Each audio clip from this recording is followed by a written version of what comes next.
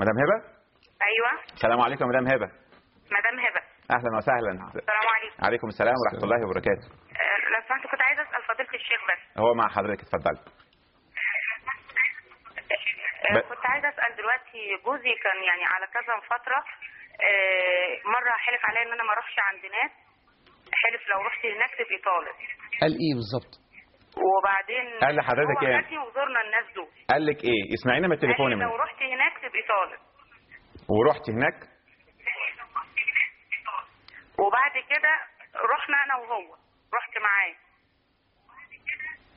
وجينا مره ثانيه قال لي حضرتك اسمعينا من التليفون يا مدام هبه عشان نتواصل اكتر. اسمعينا من التليفون، نوطي التلفزيون. ومره ثانيه قال لي لو خرجت من البيت بطالق في مشكله. وبعد كده وخرجتي برضو؟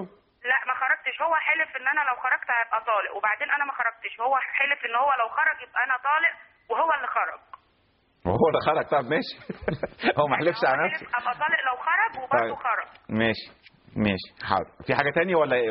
في مره ثانيه حلف ان انا لو سلمت على ابن عمه ابقى طالق وسلمت عليه. انا كنت خايف لو حلف انه لو التليفون قطع تبقى اتفضل.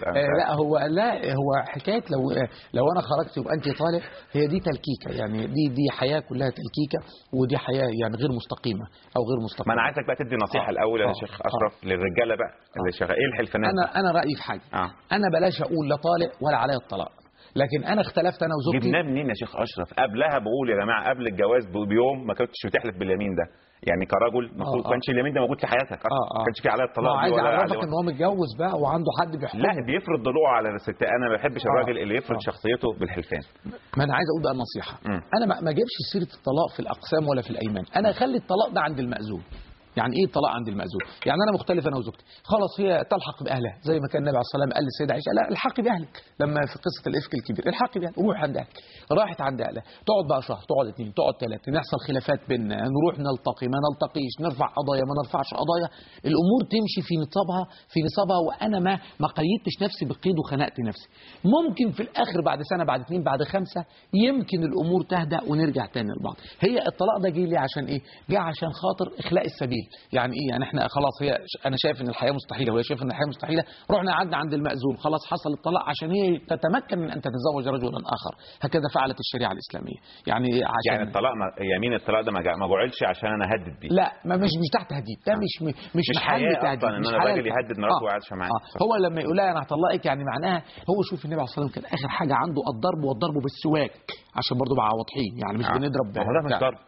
عشان ما يتقالش لفظ. لا ما هو ده معناه ان ما تمسك السواك، لما يمسك السواك كده ويقوم يقول لها ايه خلاص بقى. دي معناها ان دي اخر مرحله للتعامل معاكي، وان الخطوه اللي بعد كده انفصال بيني وبينك، ان يمسك السواك. ان انا راجل راقي مش بتاع مشاكل، مش بتاع شتيمه ولا ضرب ولا خناق ولا حاجه. تمام. انا بقول لك ما تعمليش، بس برضه في مقابل ده الستات ما تعنتش. ما في ستات بيقول لها لو رحت عند فلان عملت برضه بتروح عشان تفرض يعني ايه، توريه ان انا ما خفتش، عشان تبقى قانون بعد كده. هي كده بتخرب بيت نفسها يعني. بالظبط. طيب دلوقتي مدام هبه انت شايف انها برضه تروح لا ترجع لجنه الفتوى. لان الموضوع كتر بقى. اصل كتير يعني احنا بنتكلم لو احنا بنجاوب لو مره واحده حدث بحله لك دلوقتي وقع او لم يقع. صح. لكن دي مش حدث، ده احداث. الله ينور عليك. بس بتتكلم عده مرات. معلش اعذرينا يا مدام هبه، برضه هتضطري حضرتك تاخدي استاذنا الفاضل وتروحوا لشيخ، كان شيخ اشرف او اي ضيف من ضيوفنا او اي حد في الجامع بتاعه او في دار الافتاء او في الازهر في لجنه الافتاء بتاعه الازهر. كل ده متاح، وحضرتك تساليه وهو قاعد وهو يقول نيته كانت ايه وايه وايه وايه وايه وتذكروا بعض. نرجع لحفظ السر. نعم. حفظ السر هو ده. ايه هو السر الاول؟ السر هو ما كان بين شخصين، ما كان بين اثنين، ده اسمه السر. اللي اخفى بقى من السر اللي هو لا يعلمه الشخص عن نفسه. لما ربنا يقول في الايه يعلم السر واخفى. يعلم السر هو ما كان بين اثنين، انا وانت بنتكلم في كلام سر بيني وبينك يعلمه الله سبحانه وتعالى. اللي اخفى من السر اللي انا ما اعرفوش عن نفسي بعد قليل. ما فيش حد يعرف عن نفسه ايه بعد قليل. انت ممكن تكون مهيئ ان انا نازل دلوقتي رايح التلفزيون، لكن انت ما انتش عارف ايه اللي هيحصل فعلي، هل انت هتوصل ولا مش هتوصل. فهذا هو الذي يعلمه الله سبحانه وتعالى، ادي يعلم السر واخفى. وانا عايز اقول السر اللي هو بين الاثنين دي مساله مهمه جدا ودقيقه جدا. ان انا لو في اثنين قاعدين بيتكلموا مع بعض في حكايه ما ينفعش حد ينقل من الى، وانا هضرب لك مثال عشان وقت البرنامج ونقدر ناخد هو معايا اتصال بس اتفضل خد اتصال. طيب مدام ميرفت، السلام عليكم. مدام ميرفت. السلام عليكم. عليكم السلام ورحمه الله. ما هو معاك، اتفضلي. بعد اذن حضرتك يا شيخ. نعم. انا جوزي رمى عليه 3 يمينين. اول يمين رماه في الشارع كان في مشاكل كده. قال لك ايه؟ ثاني يمين قال لك ايه؟ قال لك ايه على طول يا مدام ميرفت؟ روحي وانت طالق تكوني محرمه عليا زي ام واختي. يا خبر ابيض. روحي كده مش ده في مش قال لك روحي وانت طالق وتكوني محرمه عليا زي ام اختي. ثاني يمين برضك كنت بنصالحه زي ام اختي. ثاني يمين كنت برضك بنكلمه في قلب الشارع في قلب البيت وبنصالحه، يعني كان زعلان مني وبنصالحه. قال لي اوعي من سكتي اوعي. قلت له لا انا عايزه نصالحك، مالك في ايه اللي مزعلك؟ راح قال لي طب اوعي لو ما وعدتيش روحي وانت طالع. رحت فاتحه الباب ورحت طالعه كده. روحي وانت طالع عشان تستريحوا. طيب في سايبني وطالع من الأوضة. في كمان حاجه؟ في يمين بقى حلف اليومين دول وهو صايم وانا معايا 5 عيال، بس كانت عليا الدوره. من حق ينفع؟ عليا الطلاق؟ قال روحي وانت طالق بردك بس كانت عليا الدوره. كان عليك، كنت في مرحله في وقت الدوره. طب ده كويس. ماشي يا مدام ميرفت، تسمعينا بقى بهدوء كده والشيخ اشرف يجاوبك. انا برضه هقول هنرجع للفتوى وللشيخ، لكن انا عايز اوضح نقطه. يعني هتروحي برضه لدار الافتاء يا مدام ميرفت لان الموضوع كتير.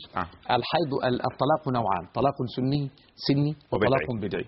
الطلاق البدعي هو ان يطلق الرجل امراته وهي حائض او في طهر جامعها فيه، بعد ما خلصت الحيض وحصل الجماع قبل ان ياتيها الحيض رمى عليها يمين الطلاق. خلي بالك بقى من دي تاني كده بالراحه معلش. الطلاق البدعي هو ان يطلق الرجل زوجته وهي حائض وهي اتكلم بالمعميه وهي في مرحله اللي عليها الدوره الشهريه. عليها الدوره وهي اثناء الدوره رمى عليها اليمين او البريود زي ما يقع ولا ما يقعش؟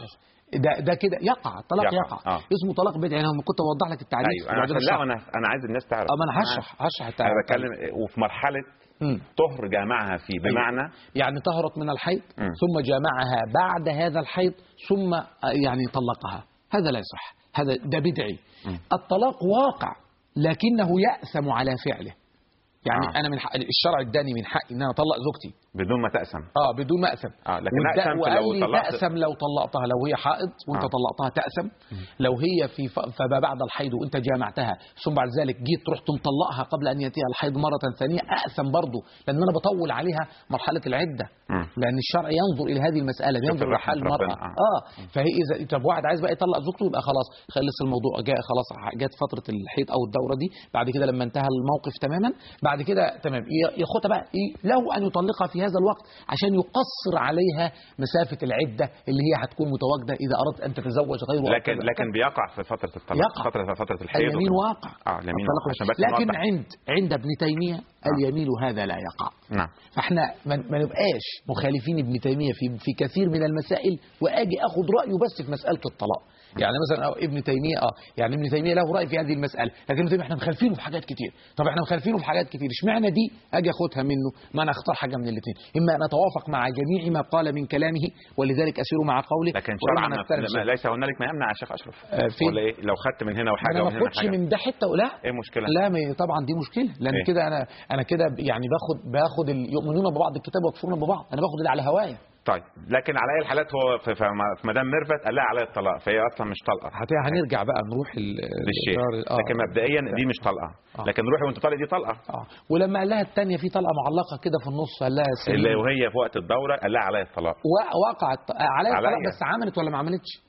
يعني عليها الطلاق لو عملت يبقى لازم تروح للشيخ.